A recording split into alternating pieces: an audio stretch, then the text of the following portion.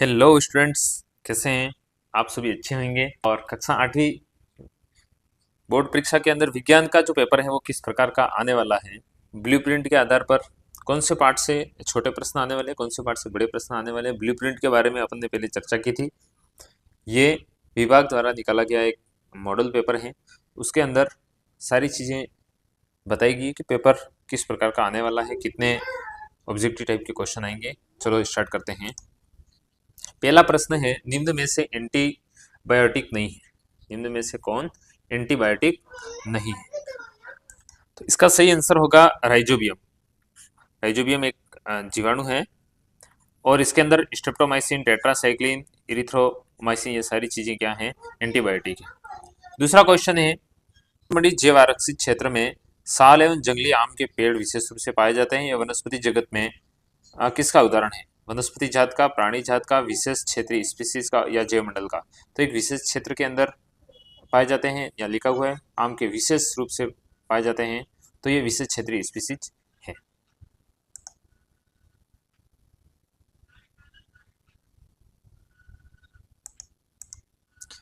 तीसरा क्वेश्चन है, साइकिल के हैंडल एवं रिम को चमकदार बनाने के लिए किस धातु का लेपन किया जाता है? एक नंबर का क्वेश्चन है। चांदी, तांबा, लोहा, क्रोमियम। सही आंसर होगा हमारा क्रोमियम। चौथा क्वेश्चन है, किसी आवेशित वस्तु से आवेश को पृथ्वी में भेजने की प्रक्रिया है?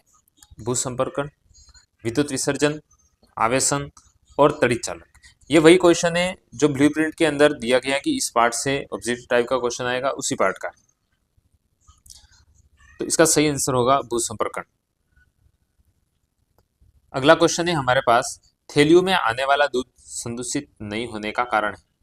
पाश्चरीकरण, खाद्य विषाक्तन, प्रतिरक्षण, संक्रमण। तो इसका सही आंसर होगा पाश्चरीकरण। दूध को 72 डिग्री सेल्सियस पर गर्म करके उसको अचानक से क्या किया जाता है? उसका तापमान कम किया जाता है या ठंडा किया जाता है ताकि वो खराब नहीं हो।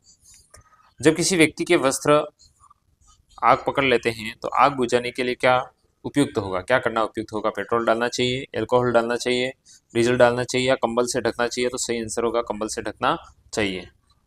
अगला क्वेश्चन है हमारा, ट्रैफिक सिग्नल लाइट में प्रकाश के लिए एलईडी का उपयोग बढ़ रहा है क्योंकि यह अधिक महंगा है, इसमें अधिक ध्यान की आवश्यकता होती है, यह अधिक अवधि तक कार्य करता है, यह सुंदर होता है। तो यह अधिक अवधि तक कार्य करता रहता है।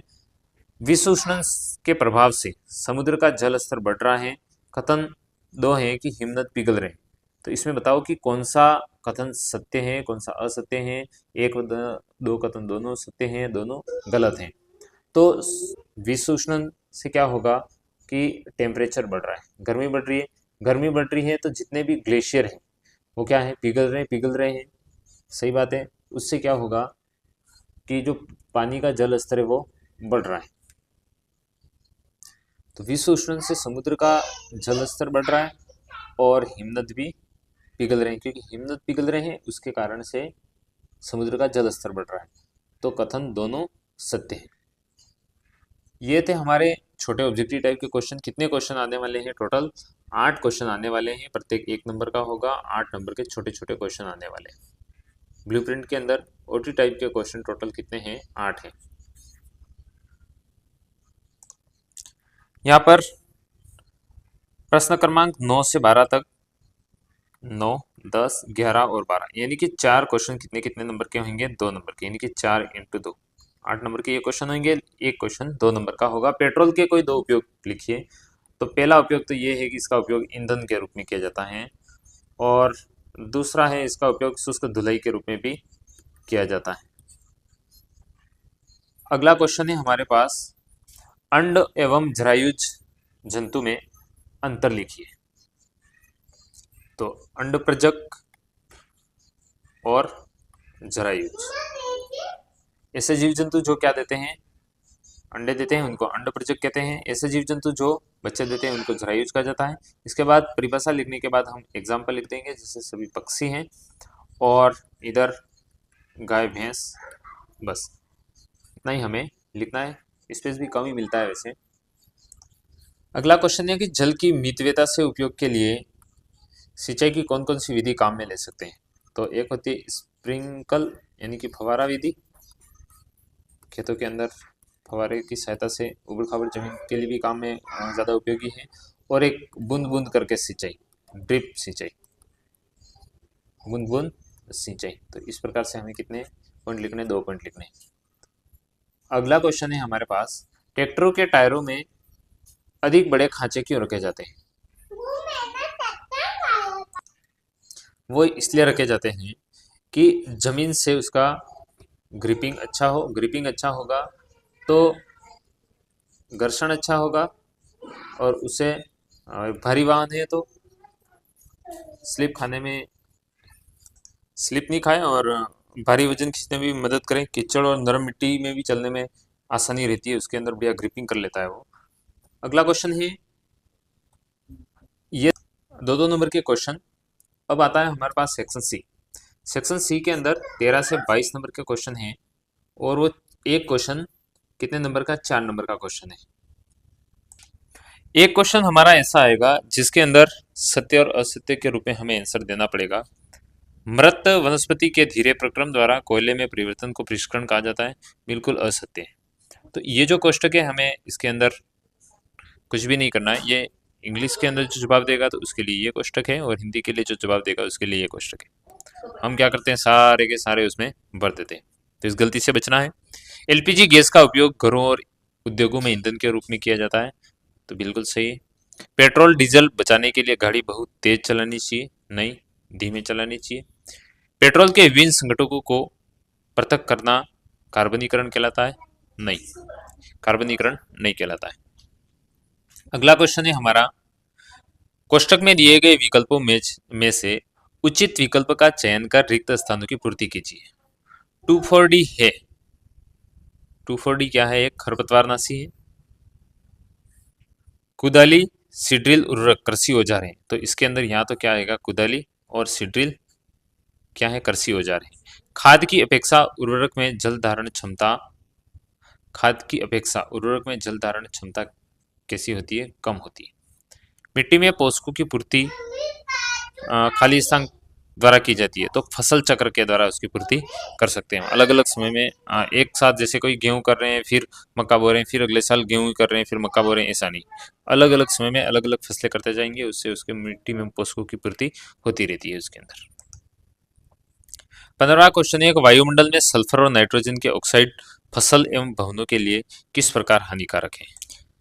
तो हमारे भवनों के लिए ये दोनों चीजें काफी खतरनाक होती हैं कि सल्फर और नाइट्रोजन जो होते हैं, सल्फर और नाइट्रोजन जो होते हैं वो क्या करते हैं कि हवा में, पानी में मिल करके अम्ल वर्षा करते हैं। क्या करते हैं, अम्ल वर्षा करते हैं, और अम्ल वर्षा से फसलों की जो पत्तियां होती है वो खराब हो जाती है, और उनकी जो वृद्धि हो रही होती है वो रुक जाती है, और ये मिट्टी की उर्वरता को भी कम कर देती है। और अम्ल वर्षा जो होती है भवनों, स्मारकों और जो भी उसके अंदर धातु की चीजें लगी हुई हैं उनको नुकसान पहुंचाकर उनको कमजोर करने का काम करती है। इसी का दूसरा क्वेश्चन है, 15वां जो क्वेश्चन है उसके अंदर 2 क्वेश्चन पूछे गए, एक क्वेश्चन 2 नंबर का है, दूसरा क्वेश्चन 2 नंबर का, मिला करके टोटल होंगे 4 नंबर। मोमबत्ती और कोयले में जलने के अंतर स्पष्ट कीजिए। तो मोमबत्ती का जलना कैसे होता है कि मोमबत्ती पहले पिघलना और फिर जलना, ये साफ लौ के साथ जलती है और धुआं बहुत कम देती है। इसमें प्रकाश और ऊष्मा दोनों उत्पन्न होते हैं, जबकि जो कोयला होता है सीधे ठोस अवस्था में जलता है और अधिक धुआं और गैसें भी ज़्यादा बनती है, अधिक ऊष्मा देता है, लेकिन प्रकाश जो होता है वो कम देता है। एक अच्छा प्रश्न है कि घाइटर रोग, तो घाइटर रोग हमारे शरीर में आयोडीन की कमी से होने वाला रोग है। किसकी कमी से होने वाला है, आयोडीन की कमी से यह रोग होता है। आयोडीन थायराइड ग्रंथि के सही काम के लिए जो जरूरी होता है, इसके लक्षण ये होते हैं कि गले में सूजन आ जाती है, जिससे सांस लेने और खाना निगलने में परेशानी रहती है, उससे थकान और कमजोरी होती है, कभी कभी आवाज़ भी भारी होने लगती है। किशोरावस्था में लड़कियों की आवाज़ भारी होने का क्या कारण है? किशोरावस्था में लड़कियों की आवाज़ भारी होने के क्या कारण है? तो इसका एक ही कारण है, हम लिखेंगे टेस्टोस्टेरोन हार्मोन। किशोरावस्था में क्या होता है कि लड़कों के शरीर में टेस्टोस्टेरोन हार्मोन बनने लगता है। इस हार्मोन के प्रभाव से जो हमारे गले का वॉइस बॉक्स यानी कि स्वर यंत्र है, और स्वर यंत्र के जो वोकल होते हैं वो बड़े हो जाते हैं। तो स्वर यंत्र बड़े होने से क्या होगा, आवाज पतली से भारी और गहरी होने लगती है। ये बदलाव अमूमन साल जब लड़का 12 से 16 वर्ष की उम्र में होता है तब ये बदलाव दिखाई देते हैं, और 12 से 19 वर्ष के तक की आयु क्या कहलाती है? किशोरावस्था तक की आयु कहलाती है। अगला क्वेश्चन है कि घर्षण बल और गुरुत्वाकर्षण बल में अंतर लिखिए। तो हमें अंतर यहाँ लिखने पड़ेंगे, घर्षण बल और दूसरा कौन सा है? गुरुत्वाकर्षण बल। घर्षण बल जो होता है दो वस्तु को आपस में रगड़ने से होता है। यह किसी भी वस्तु की गति को कम या ज्यादा कर सकता है। यह तभी लगता है जब दोनों वस्तुएं आपस में क्या कर रही हो? संपर्क कर रही हो, जैसे साइकिल के ब्रेक लगाने पर साइकिल का रुक जाना, इस प्रकार।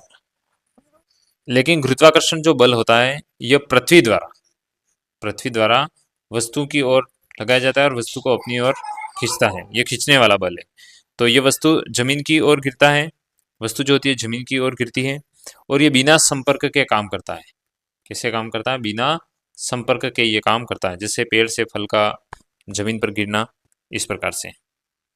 इसी का दूसरा क्वेश्चन है कि वायुमंडलीय दाब को सचित्र समझाइए। तो हमारी बुक के अंदर एक चित्र दे रखा है, एक लड़का खड़ा है और उसके ऊपर ऐसे नलीनुमा चीज पकड़ रखी है और उसके अंदर वायु है, वो क्या कर रही है? इसके ऊपर दबाव लगा रही है। इसके पर जैसे हम पृथ्वी के चारों तरफ हवा की कई परतें होती हैं, इस हवा का जो वजन होता है और यही वजन पृथ्वी और मौजूद सभी वस्तु पर दबाव डालता है, इसी को तो क्या कहते हैं? हम वायुमंडलीय दाब कहते हैं।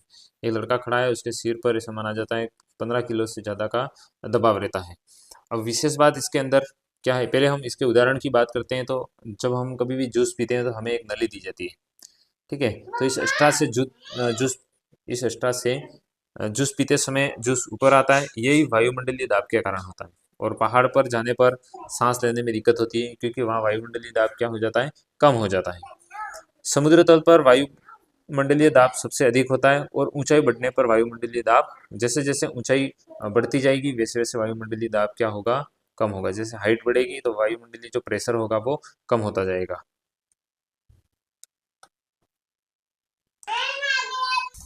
अगला क्वेश्चन है, कॉलम 1 एवं कॉलम 2 का मिलान कीजिए। जो अमीबा होता है, तो अमीबा के अंदर इसमें से कौन सी घटना होती है? तो हम कहते हैं कि अमीबा के अंदर द्विखंडन होता है। जनन की विधियां हैं। हाइड्रा जो होता है उसमें क्या होता है? तो हाइड्रा के अंदर मुकुलन होता है। मेंढक जो होता है उसके अंदर क्या होता है? कायांतरण, लार्वा अवस्था होती है। और जरायुज जो बच्चे देते हैं या जिनके द्वारा शिशु का जन्म होता है, उनको क्या कहा जाता है? जरायुज कहा जाता है। अगला क्वेश्चन है हमारा, नींबू का रस विद्युत का चालक होता है, प्रयोग द्वारा समझाइए। तो नींबू का रस विद्युत का चालक इसलिए होता है कि नींबू के रस में क्या होता है? एसिड होता है। क्या होता है? एसिड होता है, जिसमें आयन मौजूद होते हैं, और ये आयन क्या करते हैं कि जो करंट होता है उसका प्रवाह होने देते हैं। इसलिए नींबू का रस क्या होता है? विद्युत का चालक होता है। जैसे कि हम एक पात्र लेते हैं, उसके अंदर नींबू का रस भर दिया है, और इसके अंदर प्लस और माइनस दोनों इलेक्ट्रोड अलग हैं, और इनसे फिर तार को कनेक्ट कर देते हैं, और यहाँ पर हम एक बल्ब ये कर देते हैं। तो इसके अंदर जैसे धारा प्रवाहित होगी तो ये बल्ब जलने लगेगा।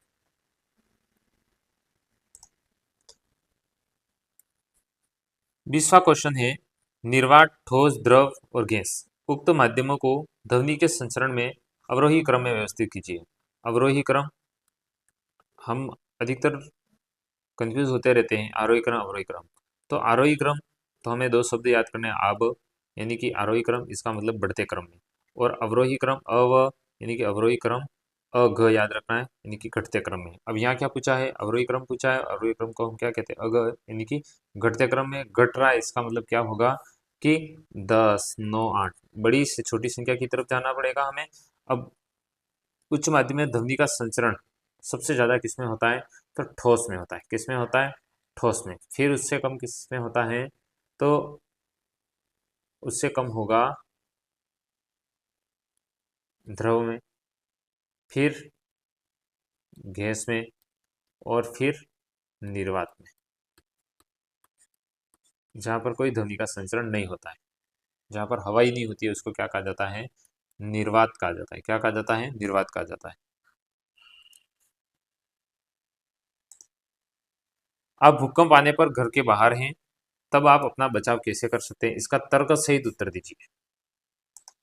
तो ये हमारे अप्रिय घटनाओं के अंदर आता है भूकंप। उसके अंदर किताब बुक के अंदर अच्छे से दे रखा है, सीधा सीधा क्वेश्चन नहीं पूछा है, ये हमारी सोच आधारित क्वेश्चन है। ब्लूप्रिंट के आधार पर ये क्वेश्चन प्रश्न पत्र बनेगा। तो इसमें हम सबसे पहले उसमें देखते हैं कि हम खुली जगह में चले जाएं, कोई पेड़ है या खंबा है तो उनसे दूर चला जाना चाहिए, हो सकता है वो गिर सकते हैं, गिरेंगे गिरेंगे भूकंप आएगा। खुला मैदान या खाली जगह सबसे ज़्यादा सुरक्षित मानी जाती है भूकंप के समय, क्योंकि भूकंप में क्या होगा, इमारतें एवं खंभे गिर सकते हैं जिससे चोट लग सकती है। जैसे पुल है, ओवरब्रिज है, फ्लाईओवर से हमें बचना चाहिए। अगर सड़क है तो वाहन रोक दें, अगर सड़क है तो, और आप किसी वाहन के अंदर हैं तो वाहन रोक दें। सुरक्षित और खुली जगह पर गाड़ी रोककर अंदर ही बैठें। चलते वाहन से क्या संतुलन बिगड़ सकता है और दुर्घटना हो सकती है। हमें घबराना नहीं है और शांत रहना है, क्योंकि दौड़ने या भीड़ में धक्का मुक्की करने से हमें बचना चाहिए। तो इस प्रकार से हम भूकंप आने पर घर से बाहर हैं तो बच सकते हैं। अगला क्वेश्चन है, आधुनिक जीवन में परावर्तन और अपवर्तन के सिद्धांतों का उपयोग किस प्रकार हमारी सुविधाओं को बढ़ाता है? तर्क सहित उत्तर दें। आधुनिक जीवन के अंदर परावर्तन और अपवर्तन की जो घटना है उससे उसने क्या किया है, हमारे जीवन को बेहतर बनाया है। जैसे सबसे पहले हम देखें तो चश्मा और लेंस अपवर्तन के सीधे सीधे सिद्धांत पर काम करता है। चश्मा और कॉन्टैक्ट लेंस बनाए जाते हैं, कमजोर नजर वाले लोगों को बिल्कुल साफ दिखाने का काम करता है। चश्मा हुआ और लेंस जो हुए। इसके बाद दूसरे नंबर पर हम देखें कैमरा और दूरबीन, कई खोजें हुई हैं। सबसे बड़ी दूरबीन कहाँ रखी गई है, तो उदयपुर के अंदर की गई है। वाहन के शीशे, दर्पण, जिससे हम एक्सीडेंट से बच सकते हैं, दुर्घटनाएं कम होती है। टॉर्च हैं, सर्च लाइट हैं, चिकित्सीय उपकरण हैं, इन सब के अंदर किसका उपयोग होता है, परावर्तन और अपवर्तन के सिद्धांतों पर ये सारे उपकरण काम करते हैं। तो इसको बेहतर तरीके से हम और लिख सकते हैं। इसके अंदर प्रश्न सीधा सीधा नहीं पूछा गया, लेकिन पूछा तो किताब से ही गया है, कोई बाहर से क्वेश्चन नहीं है इसके अंदर। अब हम पहुंचे हैं सेक्शन डी के अंदर, जिसके अंदर 23, 24 और 25 कितने क्वेश्चन आने वाले हैं, 3 क्वेश्चन आने वाले हैं और एक क्वेश्चन 8 नंबर का आने वाला है। कितने नंबर का आने वाला है, 8 नंबर का। ये 3 क्वेश्चन टोटल कितने नंबर के होंगे, तो टोटल 24 नंबर के होंगे। कितने नंबर के होंगे, 24 नंबर के। पहला ही पहला प्रश्न है, यदि कील के नुकीले भाग को चपटा बना दिया जाए तो बल और दबाव का क्या प्रभाव होगा? अगर कील जो होती है उसका एक भाग नुकीला आता है, उसी भाग को भी चपटा बना दिया जाए तो बल और दाब का पर क्या प्रभाव पड़ेगा? इसका सीधा सीधा आंसर है कि दाब क्या हो जाएगा, कम हो जाएगा। इसका तर्क ये है कि दाब क्या होता है, कि दाब होता है बल बटा क्षेत्रफल। क्षेत्रफल जितना कम होगा उतना ही बल ज़्यादा रहेगा। जब कील का निकला भाग होता है तो उसका क्षेत्रफल कैसा होता है, बहुत कम होता है। इसलिए क्या होगा कि दाब अधिक लगता है और कील आसानी से लकड़ी में घुस जाती है। यदि कील का सिरा जो होता है वो हम चपटा कर लेंगे तो क्या होगा, क्षेत्रफल बढ़ जाएगा, और क्षेत्रफल बढ़ जाएगा तो दाब कम हो जाएगा। वायुयान की आकृति पक्षी के समान क्यों बनाई जाती है? वायुयान की जो आकृति होती है वो पक्षी के समान क्यों बनाई जाती है? तो इसका एक ही कारण है कि वायु से कम घर्षण हो। नहीं तो घर्षण को भी कम करने के लिए, दूसरा तेज गति बनाए रखने के लिए, यानी कि चपटा भाग होगा तो वो हवा के प्रभाव से हवा उसका विरोध करेगी और वो आगे नहीं बढ़ सकेगा। तीसरा क्वेश्चन है हमारे पास, दिए गए चित्र को नामांकित कीजिए। ये कान का एक चित्र दिया गया है, इसको पिन्ना कहा गया है, ठीक है। इसके अंदर 3 अस्थियां होती है, मेलस, मेलस, इनकस और स्टेपिज। ये तीनों हड्डियां सबसे छोटी स्टेपिज। इसके बाद इसको क्या कहा जाता है, कोक्लिया।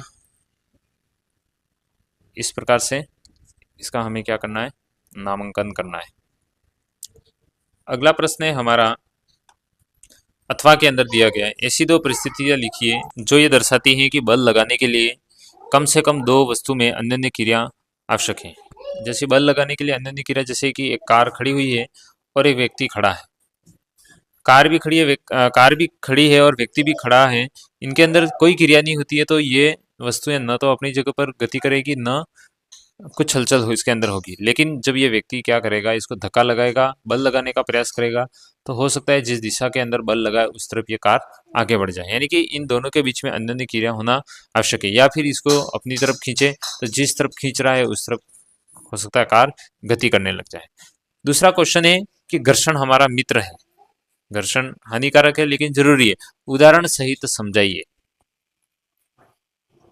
तो घर्षण हमारा इसलिए मित्र है कि घर्षण कई कामों में हमारी मदद करता है, इसलिए ही इसको हमारा मित्र कहा गया है। और हमें 4 नंबर का ये सवाल है तो 4 पॉइंट लिखने पड़ेंगे। चलने में मदद करता है, इसके बाद मैं तुम्हें ये लिख लिख करके बता रहा हूँ, तो ये लिखने में भी मदद करता है। तीसरा है कि वाहन जो होते हैं उनको रोकने में मदद करता है, और घरों के अंदर आग जलाने में, वस्तु को पकड़ने में, इन सारी चीजों के अंदर किसका कमाल दिखता है? घर्षण का कमाल दिखता है, इसलिए ये हमारे लिए मित्र है। तीसरा सवाल है इसी के अंदर, ऐसी दो क्रिया लिखिए जिससे ध्वनि प्रदूषण होता है। आपका फेवरेट डीजे और कल कारखानों के अंदर और वाहनों से बजने वाले जितने भी हॉर्न हैं उनसे भी क्या होता है? ध्वनि प्रदूषण होता रहता है। अगला 24वां क्वेश्चन है, पर्यावरण को शुद्धिकरण के लिए सूक्ष्म जीवों की महत्वपूर्ण भूमिका होती है, कथन की व्याख्या कीजिए कि ऐसा क्यों कहा गया है, उसकी हमें व्याख्या करनी होगी। तो सूक्ष्म जीव हमारे पर्यावरण को कैसे शुद्ध करते हैं? जैसे कई सारे बैक्टीरिया, फंगस पर्यावरण को साफ करने में महत्वपूर्ण भूमिका निभाते हैं। उसके अंदर सबसे पहले हम बात करें तो अपघटन करने में सूक्ष्म जीव अपनी महत्वपूर्ण भूमिका निभाते हैं, चीजों को सड़ाने की प्रक्रिया से गुजरते हैं। पानी को शुद्ध करना है, मिट्टी की उर्वरकता बढ़ाना है, प्रदूषण कम करना है। तो इस कारण से जो सूक्ष्म जीव होते हैं वो हमारे पर्यावरण के शुद्धिकरण के लिए आवश्यक है। इसीलिए कहा गया है कि पर्यावरण के शुद्धिकरण के लिए सूक्ष्म जीवों की महत्वपूर्ण भूमिका होती है। इसके बाद इसका दूसरा क्वेश्चन है, नियमित और विस्तृत परावर्तन का पृष्ठ की प्रकृति के आधार पर सचित्र वर्णन कीजिए। तो नियमित परावर्तन एक सीधी चिकनी सतह है, उसके ऊपर परावर्तन होता है, तो उसे क्या कहा जाता है? नियमित परावर्तन कहा जाता है, इस प्रकार से। और एक ऊंची नीची अनियमित पृष्ठ है, उसके ऊपर अगर परावर्तन होगा तो वो अनियमित रूप से किधर भी जा सकता है। इसका आपतन परावर्तन कोण से कोई लेना देना नहीं होता है। तो इस प्रकार से नियमित और विस्तृत परावर्तन का कार्य अलग है और विस्तृत परावर्तन का कार्य भी अलग है। अगला क्वेश्चन है, इसका 24वें का अथवा के रूप में, राइजोबियम जीवाणु एवं विनाइट्रीकरण जीवाणु परस्पर विपरीत कार्य करते हैं, कथन का विश्लेषण कीजिए। राइजोबियम जो जीवाणु होता है और विनाइट्रीकरण जीवाणु परस्पर विपरीत कार्य करते हैं, किस प्रकार से विपरीत कार्य करते? तो इन दोनों जीवाणु का कार्य अलग अलग है। जो हमारा राइजोबियम जीवाणु है, राइजोबियम जो जीवाणु है वो क्या करता है? जो दलहनी पौधे हैं, दलहनी जो पौधे होते हैं उनकी जड़ों में लिग्यूमिनेसी की जो होता है नाइट्रोजन स्थिरीकरण करने का कार्य करते हैं, नाइट्रोजन को स्थिरीकरण करने का कार्य करते हैं। वायुमंडल में जो नाइट्रोजन होती है उसको पौधों के उपयोग योग्य बनाते हैं। उपयोग योग्य कौन बनाता है? तो राइजोबियम जीवाणु बनाता है। लेकिन विनाइट्रीकरण वाले जो जीवाणु होते हैं वो क्या करते हैं कि जीवाणु मिट्टी में मौजूद जो नाइट्रोजन यौगिक हैं उनको तोड़ करके फिर नाइट्रोजन गैस बना देते हैं और फिर उसको वायुमंडल में भेज देते हैं। इस प्रकार से ये तो राइजोबियम जीवाणु क्या कर रहा है कि नाइट्रोजन गैस को स्टोर करने का काम कर रहा है, और वह विनाइट्रीकरण जो जीवाणु है वो उस गैस के जो स्टोर किए गए यौगिक हैं उनको तोड़ करके वापस वायुमंडल में भेजने का काम करता रहता है। तो इससे मिट्टी, विनाइट्रीकरण जीवाणु तो क्या करते हैं कि मिट्टी के अंदर जो नाइट्रोजन गैस है उसकी मात्रा को कम करते हैं, और राइजोबियम जीवाणु जो है मिट्टी के अंदर नाइट्रोजन की जो गैस की क्षमता है या मात्रा है उसको बढ़ाने का काम करते हैं। दूसरा क्वेश्चन है कि मानव नेत्र की संरचना में परितारिका एवं रेटिना की अवस्थिति का देखने के संदर्भ में महत्वपूर्ण विश्लेषण कीजिए कि मानव जी की जो नेत्र हैं उसमें परितारिका का और रेटिना का किस प्रकार से संबंध है, या इनके काम की इतनी उपयोगिता क्यों है, उसके बारे में हमें विश्लेषण करना है। तो हम देखते हैं कि जो परितारिका होती है जिसे हम क्या कहते हैं? आइरिस कहते हैं। इतना मैं सारा यहाँ लिख नहीं पा रहा हूँ। तो ये आँख का कैसा भाग है? तो रंगीन भाग है, और ये पुतली के आकार को नियंत्रित करता है। जो प्यूपिल है उसके शेप को नियंत्रित करने का काम करता है। इसका कार्य है कि आंखों में आने वाले प्रकाश की मात्रा को नियंत्रित करता है। उससे क्या होता है? तेज रोशनी में पुतली छोटी या बड़ी होती रहती है, और तेज रोशनी आएगी पुतली को छोटा करेगा, और कम रोशनी आएगी पुतली को बड़ा करेगा। अब क्या होता है कि जो रेटिना होता है वो आंख के अंदर पीछे की ओर मौजूद एक पतली परत होती है, वो प्रकाश को महसूस करने वाली कोशिकाओं और कोण से बनी होती है। जो प्रकाश को महसूस करने वाली जो कोशिका होती है, रोड और कोण, इनसे मिलकर वो बनी होती है। तो ये क्या करती है कि प्रकाश को पहचानने का काम करती है और प्रकाश को तंत्रिका संकेत में बदलने का काम करती है, और यह संकेत मस्तिष्क तक भेजता है, जिससे हमें वस्तुएं दिखाई देती है। तो परितारिका जो है वो क्या है, रंगीन भाग है, जबकि रेटिना आंख का अंदरूनी भाग होता है। यह प्रकाश की मात्रा को नियंत्रित करता है, परितारिका। तो ये प्रकाश को पहचान कर संदेश बना करके मस्तिष्क तक भेजती है। और आइरिस जो होता है, परितारिका जो होती है वो पुतली के आकार को नियंत्रित करती है, पीपल के शेप को मेंटेन करती है। और जो रेटिना है वो देखने की पूरी प्रक्रिया करता है और विजुअलाइज चीज़ों को बनाता है, समझने लायक बनाता है। अगला क्वेश्चन है कि जैवमंडल आरक्षित क्षेत्र में वाहन चलाते समय आपको किन किन बातों का ध्यान रखना चाहिए। तो जैवमंडल आरक्षित क्षेत्र के अंदर वाहन धीरे चलाने चाहिए, हॉर्न का उपयोग कम करना चाहिए, इस प्रकार से। तो मानव में अंतःस्रावी ग्रंथियों की स्थितियों को चित्र में निरूपित कीजिए। तो जैसे यहाँ पर कौन सी ग्रंथि पाई जाती है, थायराइड ग्रंथि, यहाँ पर कौन सी ग्रंथि पाई जाती है, यहाँ पर कौन सी ग्रंथि, अग्नाशय ग्रंथि पाई जाती है, फिर टेस्टोस्टेरोन हार्मोन, ठीक है। इस प्रकार से जनन ग्रंथियां पाई जाती है। इस प्रकार से हमें ग्रंथियों को बताना है इसके अंदर। इसके कितने नंबर है टोटल, 2 नंबर है। तो इस प्रकार से ये था हमारा कक्षा 8वीं बोर्ड के अंदर विज्ञान का पेपर का मॉडल, विज्ञान का मॉडल पेपर।